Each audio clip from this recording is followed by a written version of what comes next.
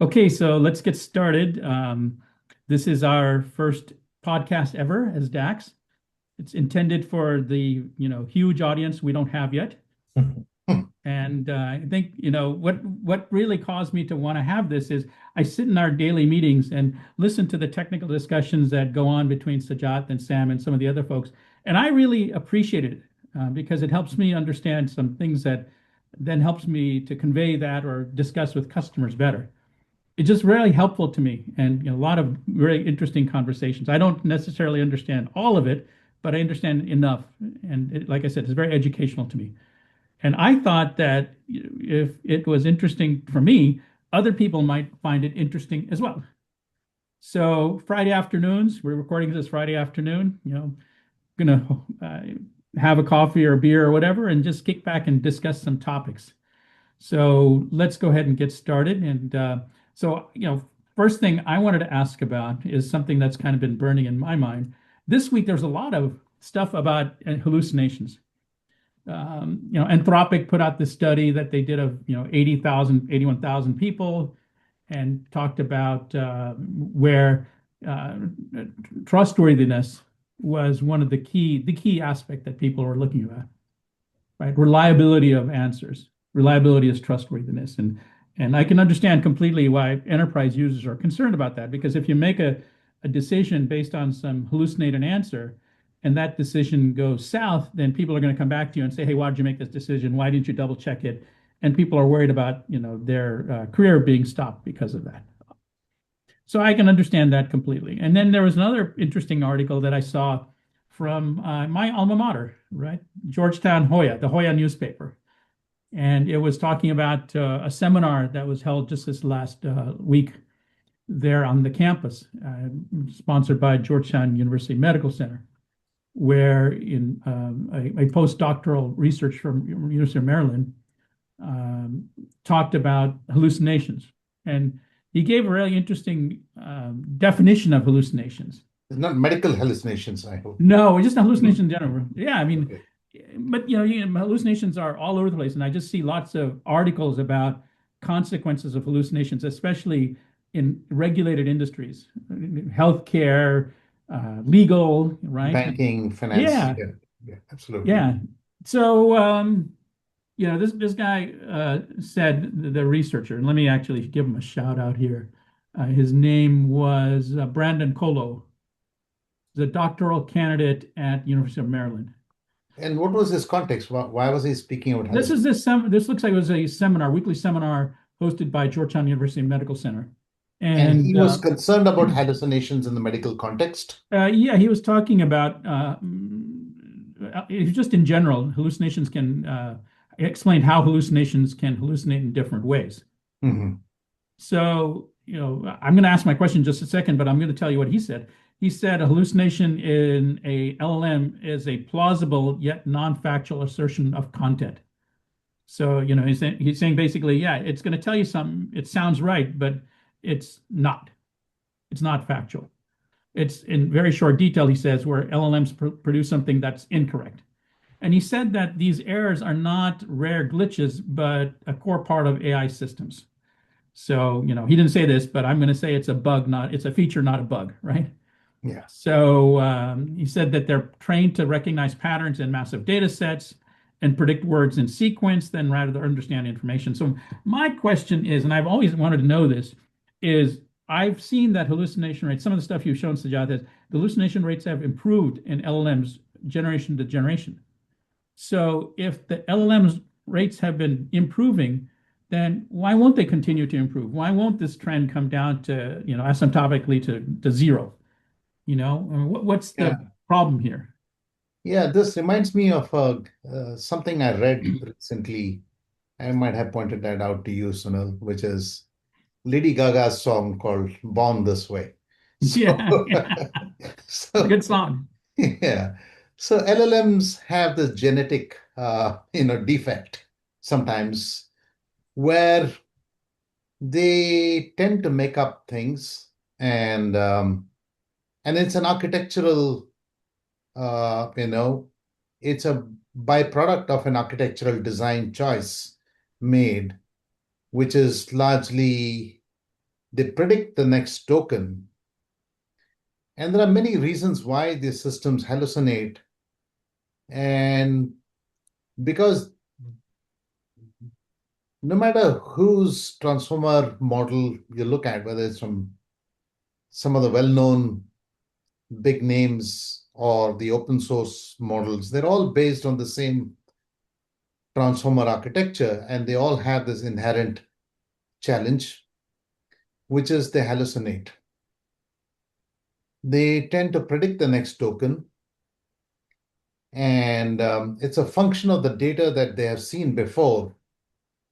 And there's a distributional shift, right? In your context, in your domain, in your business, that is so specific to the use case that you're working on. The transformer may or might not have seen those text patterns before, and that leaves them a little confused, and they end up making choices that might not be, you know, appropriate for that use case. So we've seen this before, and sometimes people argue that the bigger the model, the higher the hallucination rate. We saw that in the context of that analyst firm, Artificial Analysis. They have a hallucination leaderboard where the smaller models are hallucinating less often than the bigger models. And that was actually a bit of a surprise. I thought models are getting bigger and therefore the hallucination rate should come down. But, and this leaderboard from Artificial Analysis, the hallucination leaderboard from these guys, I mean, it turned this whole world upside down for me. And there are many reasons why this could happen. But one thing is for certain, you just can't get rid of these hallucinations. I think Sam might have some, architectural and distributional shift concept that Sam might want to describe on why these systems hallucinate. And I will speak a little about what can we do about it. So even before we delve into that, right, Sujat, one of the things that I wanted to briefly touch upon, right, when we talk to the audience is um, uh, the uh, the causes for hallucination, right? I mean, basically, some of the people who are listening to this podcast might know about the hallucinations and may have heard of it, but one of the things that I really wanted to specifically ask you is because you've written a couple of articles which I even posted on LinkedIn. What are the major causes of hallucination? Like yeah, you had mentioned about data quality, training methodology, and architecture, right? Um, so, what is that? That really causes this. Actually, that would be my first thing where we can briefly touch upon some of the things that are important or Yeah, I what think causes these hallucinations in the first place. Actually, two broad, categories of, factors contribute to the hallucination. One is architectural, and the other is the quality of the data that you have in training them. And most companies are using internet data. And internet data, if it's not curated well, it's hard to curate exabytes of data out there on the internet. Um, you have social media, you have conflicting opinions, you have conflicting sources of knowledge, and that might be one reason why LLMs hallucinate. And largely, we see recently we were putting together some slides for a customer meeting, and what struck us was the internet data that is used to train these models is only about 5% of the global digital data that is out there. Almost 90 to 95% of data is locked behind enterprise firewalls, proprietary to enterprises. It's proprietary to individuals in your email boxes, on your Google Drive, and such. That's about 95% of the data. So effectively, you're training these models with the 5% of the data that's available. And then you expect these models to operate in your personal use cases, in your business use cases, on data and scenarios that they haven't seen before. And that leads to these surprising behaviors that you call hallucinations, unexpected, behaviors. So that's one contributing factor. And there's also, most of the data is predominantly in English. Now, if you choose to apply in this, if you choose to find applications in other languages, in other cultures, in other contexts, you'll find that these models were not adequately trained in those languages because those languages are called low resource languages. There's not enough digital content there more to have trained these models in a more balanced way. So you have these low resource languages and cultures, for whom there's not enough digital data there. There's also an architectural problem, right? At the end of the day, these are next token prediction machines, and it's a probabilistic choice. The softmax layer there it picks up via probability what the next token should likely be from a set of candidates. So these are the reasons why the systems end up behaving, and this error cascades, right? You predicted the next token, and there was a small factor of error there, and then the token that you predict out thereafter also has a factor of error. And as you go on to predict the rest of the sentence or the paragraph, these errors actually end up compounding. So, Hmm. so it So, would, yeah. so you mentioned, you said the smaller models are better at hallucinations than the bigger models, right? Are the Yes. newer models better than the older models? Like the newer, bigger models better than the older, bigger models? Oh, yes, absolutely. I think everyone recognizes the problem, and all the model providers, I think they've significantly improved their ability to Mm, curate data, build guardrails, and the RLHF processes of aligning the models to mm. behaving in certain ways. I think a lot of money has been invested in improving the quality. I'm a bit of an optimist, so I would argue that yes, I think the models would have certainly improved in their ability to not hallucinate as often. But the fact remains that hallucinations, you just cannot get rid of them, right? They're there Because of this architectural issue you're saying. because of this architectural. But that's where I wanted to ask a question, right? What matters more in practice? Is it bad data, weak reasoning, or architectural limitations, right? Which one Mm. is predominates in this thing actually? What do you think Yeah, contributes the most, right? at Among a macro level, right? these models do not necessarily have an understanding of the real world. They're operating on correlation rather than deeper reasoning and causation. Mhm, And they're recalling from memory, right? It's like a memo pad. mhm, They have seen certain text patterns, mhm, and they try to model those text patterns as they generate the output.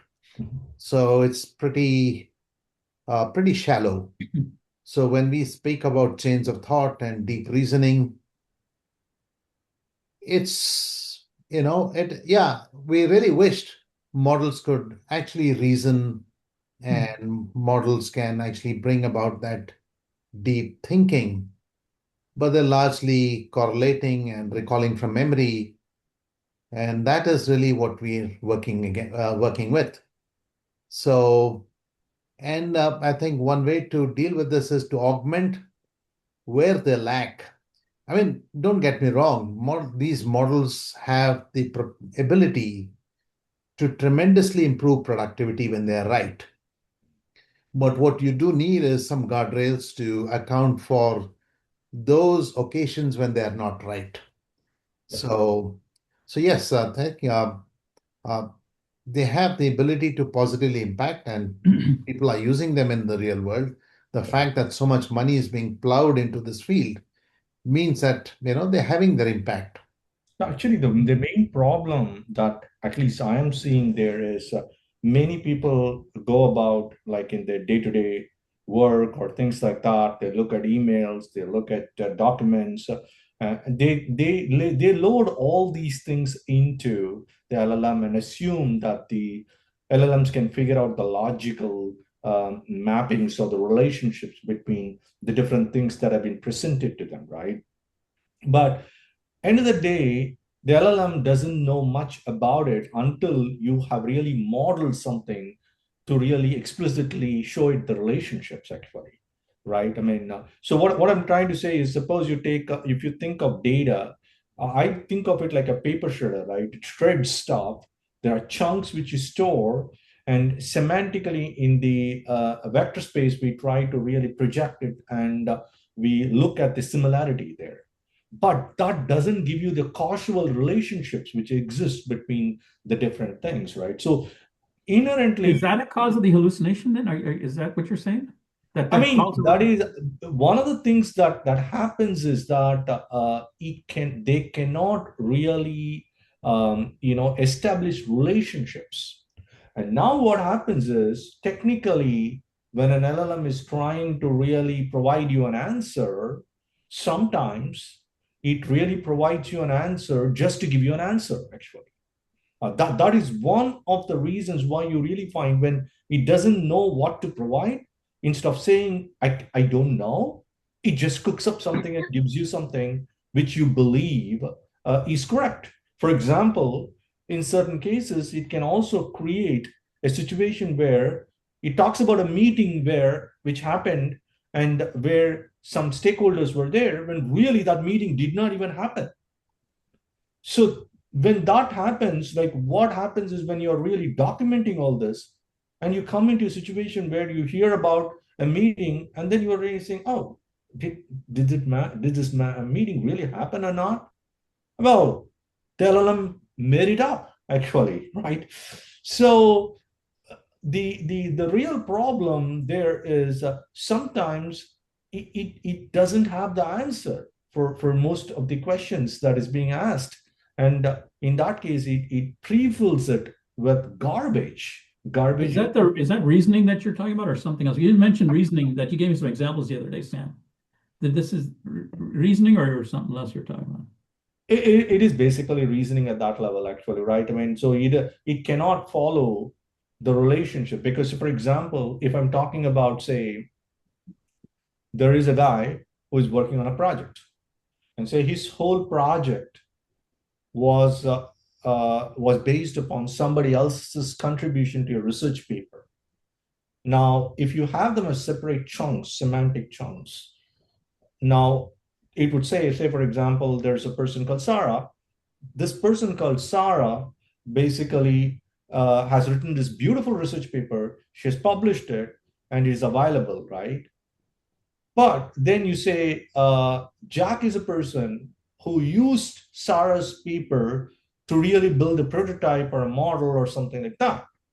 But then when the chunk pertaining to Jack says Jack is involved in developing, say, neural networks, or he is more into developing certain things which are related to artificial intelligence, that doesn't really capture the essence of Jack using Sarah's work, actually, right? I mean, so you need some way to express that relationship, actually, right? Yeah, So, one is relationship, the other is the overconfidence. yes, And the overconfidence stems from a very simple fact, right? I think these models, because it's so hard to label the entire internet data, so the model builder community has come up with an innovative training methodology, which is essentially is called masked label models, right? So effectively, you have Humpty Dumpty sat on a wall, right? You blank out the last word and then expect the model to predict what the last right. word is. And if it doesn't predict it right, you give it a negative score. And if it predicts wall, and you give it a positive score. And therefore, it's been trained by the training methodology that we have imposed on it to always give an answer. And then we end up judging right or wrong. Yep. We haven't told the model to say, I don't know. Yeah. So we have been training the models to always answer, right, whether they actually know the answer or not. So, and the models behave the way they've been trained. So they will always give you a very assertive, confident answer, whether it is right or wrong. And they're not likely to know if it is wrong. You're absolutely right, because there was a guy I worked with when I first started my career, Walt. He was a great sales guy. Yeah. And he taught me so many things. And one of the things he taught me was exactly that. If you don't know the answer, say, I don't know, and I'll get back to you. And the Yeah. customer will appreciate that a lot more than if you make some baloney up. You can use a Yeah. different term, but Another not colleague baloney. of But anyway, if you Yeah. make something up and give it back to him. another Your colleague of mine question, used to right? say, another colleague of mine used to say this, right? If you can't dazzle them with your brilliance, then baffle them with your bullshit. Yeah. Actually, Sunil, you were asking a very important question, right? One of the questions you are asking is, are the hallucinations mostly knowledge failures, right? Or are they really reasoning and planning failures, right? Wow. I didn't know I asked that question, Sam, but That's I'll take exactly your how word you for it. constructed it, right? So Yeah. so what you But you're asked right. me That's what I'm whether asking. Yeah. it was a reasoning failure, right? I mean, so Yeah. I think what I mean, I'm not putting words in your mouth, but I think that's what you were You trying to extracted the ask, right? essence of my question, even though I didn't know that's what I'm asking. That's what I'm That, asking. that is the real question there, Yeah. whether it is a knowledge failure or is there a reasoning and planning failure, right? I mean, the question is when you look at that, right, technically, uh, there are many reasons why these models are trying to hallucinate, as Sujat put it, right? There are reasons like architecture. There is also the whole notion of the training methodology, the data quality, as he was talking about, specifically because they're only working on 5% of the data. Like I tell you, if you look at all the vision models, right? Why the vision models are at about 99% accuracy is because of ImageNet and other things. They had very good curated data, and they used the data to train the model, actually. So by using such many samples and millions of images, they were able to really get that precision. But if you go to many Language industries, is right? hard, right? So language is much harder than vision, right? Somebody said, in some context, they're saying, Even a donkey can see, but it takes a human being to speak." So, so language is really hard. Vision is much easier than language. That's why you can see a lot more vision applications seeing the light of the day in production use, whereas language applications are a lot harder to take to production. So, But the most important thing that really troubles me is why do the systems generate something like possibly sounding falsehoods, right? I mean, it could technically say I don't know, but instead of that, it generates a very that's what happens with most of the things that have been developed by LLMs.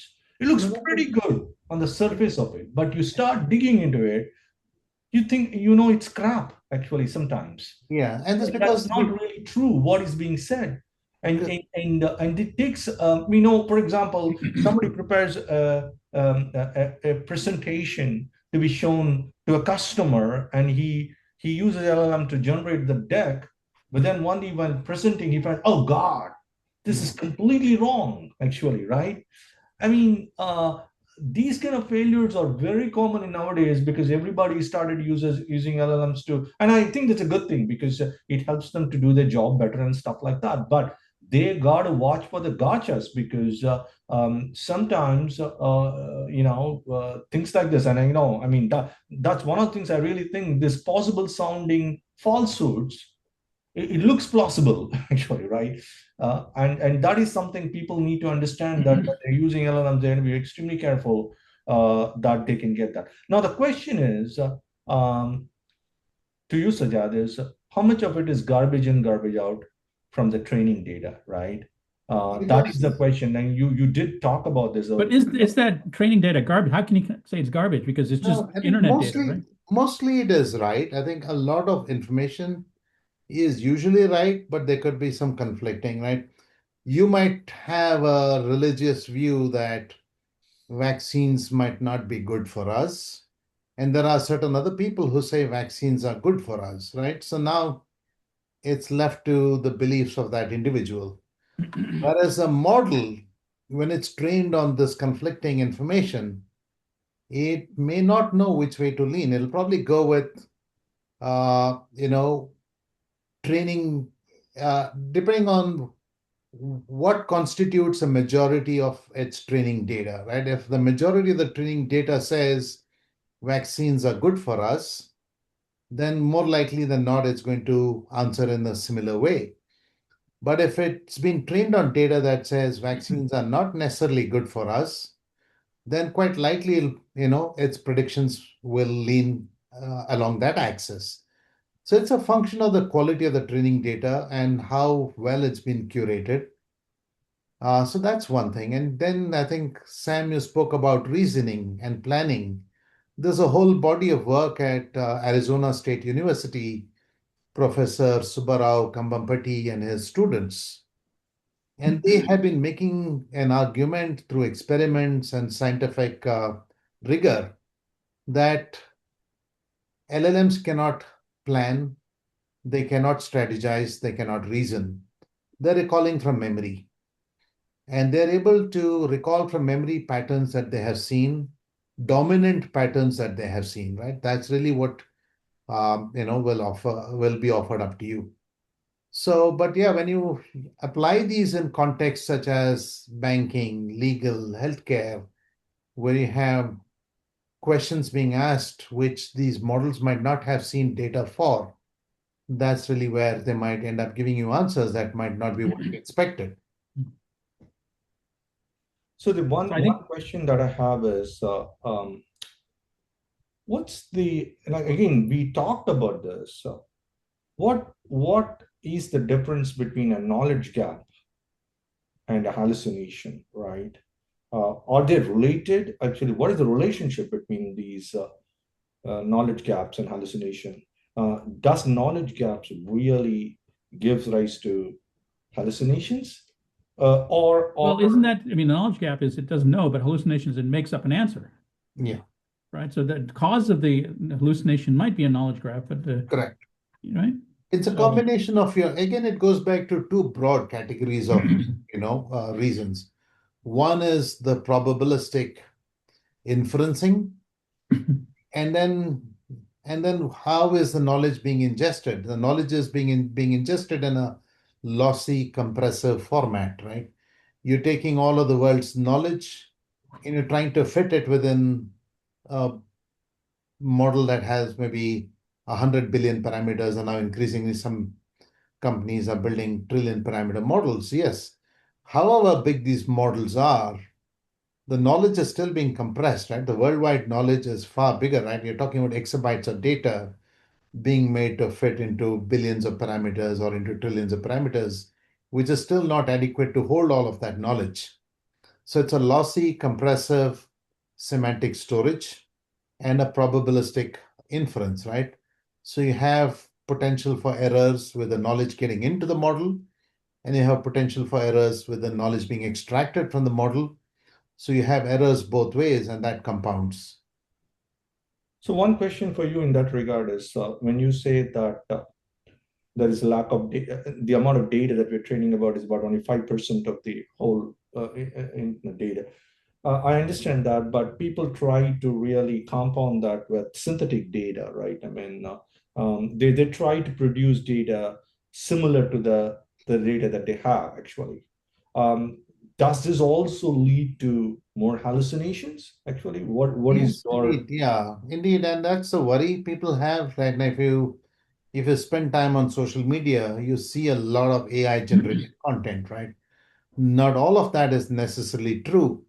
And a lot of that is being passed off as expert commentary, current events and news and such, right? Especially with the war going on in Iran right now, you see all kinds of wild, news items. And as a human being, you and I can at least make some efforts to cross reference or even judge for yourself that it may not necessarily be true because it's as wild as it is. Whereas models that are trained on such data will end up believing, you know, that slop as facts. So, and as models are being trained with more and more AI slop, it's going to produce more and more slop in return. So that leads to what is called model collapse, right? So that's a big risk. It's a big threat to this ecosystem. So, which is why a lot of these model providers are spending a lot of time and effort in building and curating, data sets that are trustworthy. I think there's also another open source effort called Red Pajama. Mhm. They are curating a lot of data. It's available for anyone who wants to train an open source model with an open source data set. So there are people putting in that kind of effort to mitigate this risk. so I to think we said we try summarize? and do maybe, Oh, like okay. 20 minutes or so. So maybe we can kind of start to finish up, but maybe I can just ask Sam. Sam, you get a lot of people pinging you on LinkedIn, right? You said a lot of questions Yeah. come in. Yeah. Maybe is there one question that kind of stuck out that somebody asked you this one in your mind this last week? Anything that's Well, really interesting? one of the things that came up when I was there was a discussion on how Claude has been able to really make such rapid releases, actually, right? I mean, and um, I fundamentally everybody feels that people are starting to question whether the old techniques that were developed for software development are still valid or not, right? I mean, we have so What do you many mean? things. You mean like the old waterfall versus The agile? waterfall model, the agile model. See, the real problem today is things are moving so fast, right? Let's be honest, like many companies are using AI tools, and the amount of code that is being generated using AI tools is enormous. In fact, actually gigantic, actually, right? And they presume that the velocity with which the code is being generated by Claude should be the same velocity on which product should be released, actually, right? What we have found, at least in the industry, is that, I mean, at least you can validate this too. Uh, product, I mean, it's not the last 20% of the development, the long pole, is the most difficult because you need to really tie the shoelaces to get a product out. And what happens is that once you get to that level, like 80%, and you start really asking LLM to make modifications, that's when the real thing, a real problem start.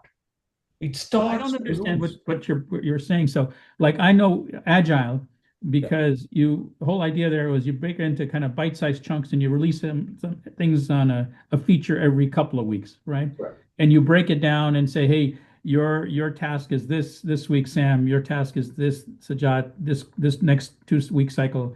My Yeah. task is this, and you kind of have Yeah. story points and all this other stuff, right? Yeah. What's wrong with that? I don't understand how this But whole that's LLM not stuff that's is. not how companies are really wanting to do development today, actually. What they want is previously what we would do is we would do develop a module, we'll develop test cases around it, we will verify that the module is sound and healthy, then wire it up into the ecosystem and bring it up as a holistic piece, right? I mean, as a Now new they feature. don't want that. They don't want any test cycles. They want real production code done on day one, which means that we are not going to do any of that prototyping nonsense, they say, and we are just going to go and develop the real code. That's because So they what think cloud prototyping will license, make that what code. prototyping are you talking about? Because again, just my experience has been that you have a feature that you put to develop these 2 weeks, and at the end you launch that feature. So what's different in that versus this, Yeah, I this. have a slightly different perspective. I think this is a really good use case for LLMs because as a developer, you're still involved as a human in the loop, right? You get the model to generate code, but then the very next thing, by instinct, every developer is trained to do this, which is to glance over the code and review it, design test cases or get the model to design test cases and run those test cases to review those test results. So I think this comes instinctively to developers, right? Because of the number of years you spend building code and not being surprised by the diversity of different kinds of failures that you would expect your product to fail. So you built this defensive mechanism to not trust your product until you fully rigorously test it, until you get it reviewed. So I think those instincts kick in regardless of whether the code was built by a human or by a model. So you have this inherent human in the loop, and the human in the loop is providing this overall supervision and guidance and making sure that the code that got generated actually works.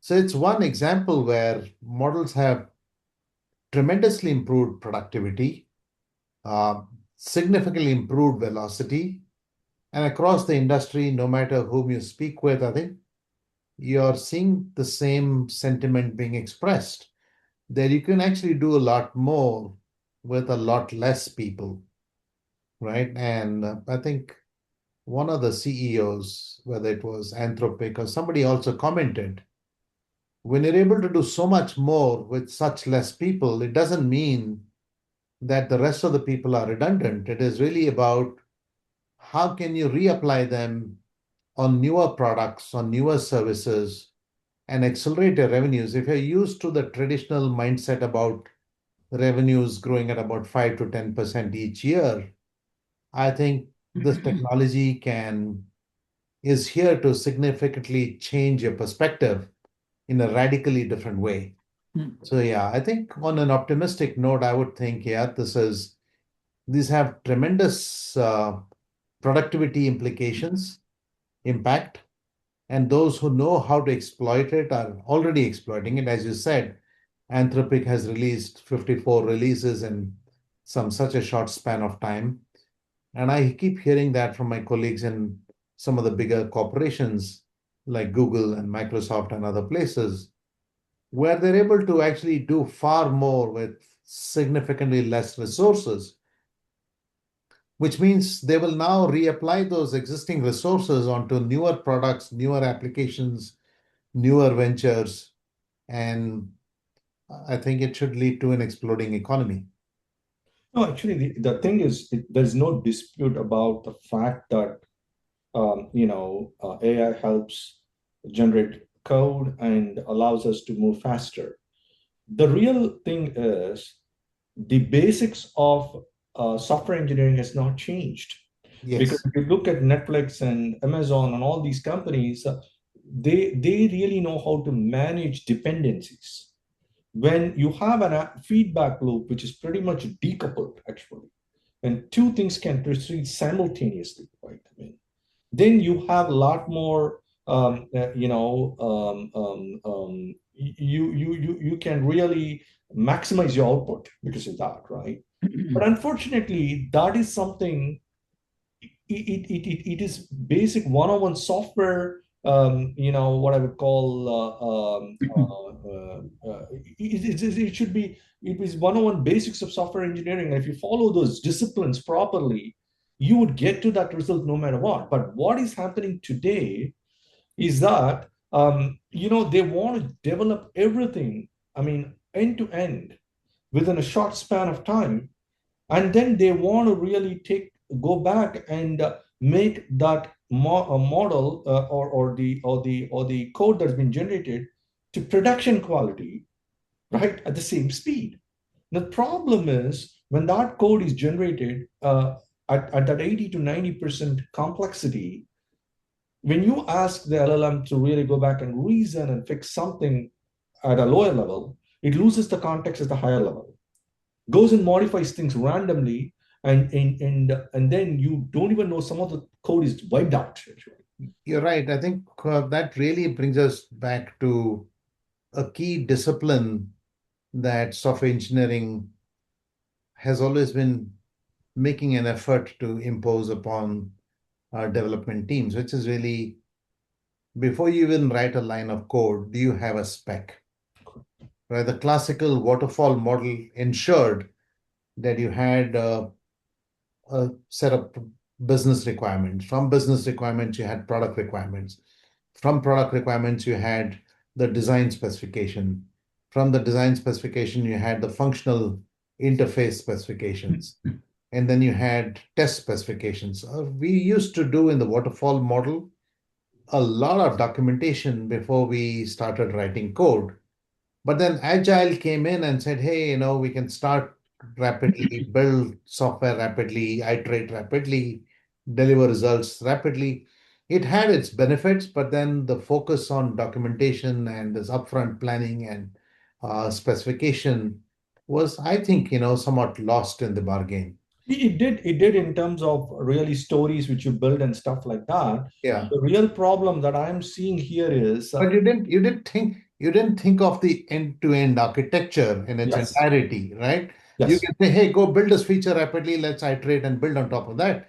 It was probably good for web applications, but if you're trying to build an operating system that way, it probably will be harder to build, right? Yeah, Yeah. and also the thing is, LLMs, when you give them extremely complex cross-cutting concerns, and when it can't make a decision, it normally, if it goes one way, it completely erases the other context But I completely. think the whole idea of software, let me complete the thought on this life cycle model, was that if you had a good spec, you'd end up building a product that met those specs. Yeah. But the agile community's argument was slightly different. If you took 12 months to build a product, the spec can easily go out of, date because the market has evolved in that time frame. But I think what LLMs are now forcing us to do is once again refocus on defining better specs. Because if your specs are not great, then the code that you get as an outcome Mhm. might not be great as And well. that's his garbage in, garbage out. Exactly. So Yeah. which means now it's imposing upon you the need to write Be clearer, very clear. more crisp, and more Yeah. unambiguous specs. Yeah. So I think we're rediscovering the need to rewrite better specs, which we used to do in the old waterfall days. But with Agile, I think we lost our way a little bit on But documentation. being kind of the devil's advocate, if the spec is wrong, and I figure that out, because LLMs give you this chain opportunity to develop so quickly, can I just update the spec and then run it through? I Isn't think that? so. So I think and which we used to always argue, right? When you're building serious systems products, Yeah. you need a little bit of a hybrid model. So if you really look at Yeah. very high performance software teams, you go try to impose an ideology on them. No, you got to follow the waterfall model, or you Yeah. got to follow the agile iterative model. You would end up getting pushback from teams, right? Yeah. Engineers being engineers, and if they're really, really good engineers, they would end up doing what is right for the product, what's right for the Yeah. company, Yeah. regardless of these ideologies, right? So, what that really then means is, I think you will see emergence of this kind of a hybrid architecture where you write a spec, you ask LLM to generate code, LLM will generate some code for you, then you put it through this testing and verification cycle, then you realize the spec was wrong or out of date, you correct it, and then All you right. building. But Yeah. the fact is, you will not lose focus on the spec Correct. all the way till the very end because you Yeah. want the LLM to have a reference Yeah. specification Yeah. That's from your which to ground generate truth, so to speak. code all the time, Yeah. apply bug fixes. And so I think Yeah. it becomes like code development, right? Where the human would end up specifying and the LLM will generate the code, and you're now colleagues in building an end product. Yeah. Hey, we said we'd keep this to about half an hour on the first one, so I think we've passed that. It's Yeah. been actually a really fun conversation as usual. Whomever's watching, give us some feedback as to what you think and how we can improve. We'll do another one next week. Maybe we can use this software thing as a theme or something for next week. Yeah. So I think that's it. Any plans for tonight, Sajad? No, just hang out with the family. Yeah. How about you, Sam? Same here, actually. Yeah. Just hang out with my family. I'm going to go to the gym and see Project Hail Mary. I read that book and I can't wait to see the movie. So We've seen some really good chart shop in Sunnyvale, so we'll probably go get some chart. you'll have to share. I'll have to go there. Yeah. All All right, right. let me stop the recording. Thanks everyone for listening. Thank you.